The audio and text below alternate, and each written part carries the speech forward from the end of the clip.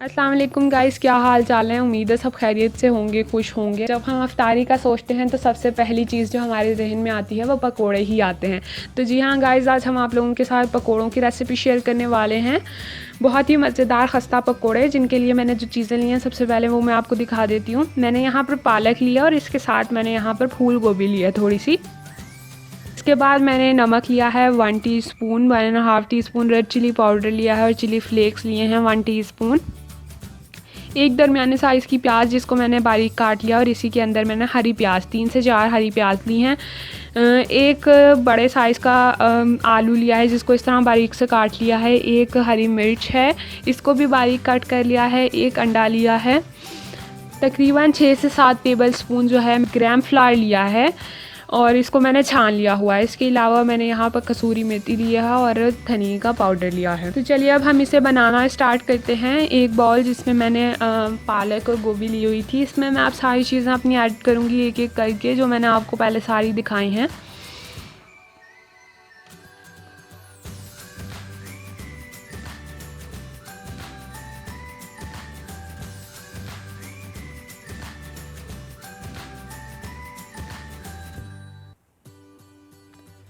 सबका सब इसमें ऐड कर लिया। बेसन जो है वो छान के लें तो इसमें लम्स नहीं बनेंगे।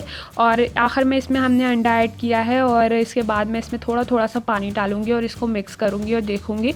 पानी हम तब तक डालेंगे जब तक कि कंसिस्टेंसी जो है वो बेस्ट ना हो जाए हमारी, जैसे कि हमें चाहिए। अंडा हम इसमें शामिल करते हैं, इससे बहुत ही खस्ता बनते हैं पकोड़े हमारे।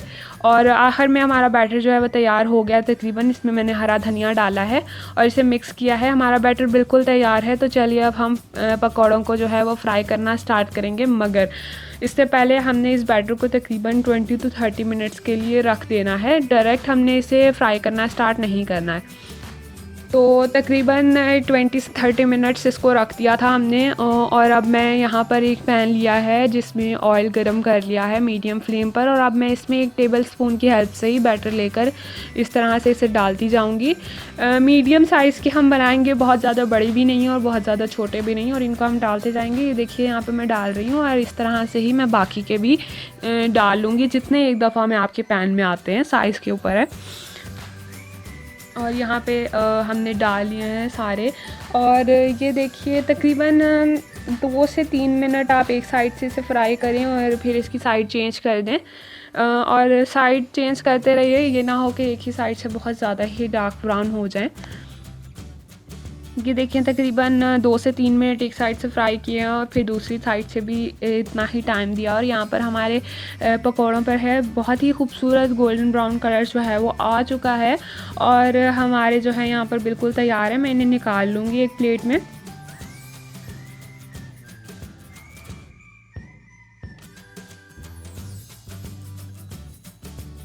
और ये देखिए हमारे मज़ेदार से पकोड़े जो हैं वो मैंने यहाँ पे बाहर निकाल लिए हैं। और इसी तरह से जो बाकी का हमारा बैटर बचा था उसके भी मैंने यहाँ पर डाल लिए हैं।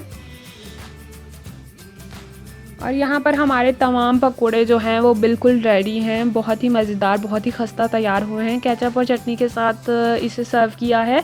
आप चाहें तो इसके साथ हरे धनिया पुदीने का जो सा रायता होता है वो भी आप बना सकते हैं, बहुत ही मज़ेदार लगता है। तो ज़रूर इसे इफ्तारी में ट्राई करें और हमें कमेंट करके ज़रूर बताएं कि आपके कैसे बने हैं। वीडियो को लाइक, शेयर एंड चैनल को सब्सक्राइब ज़रूर कर दीजिएगा। Thank you for watching the video.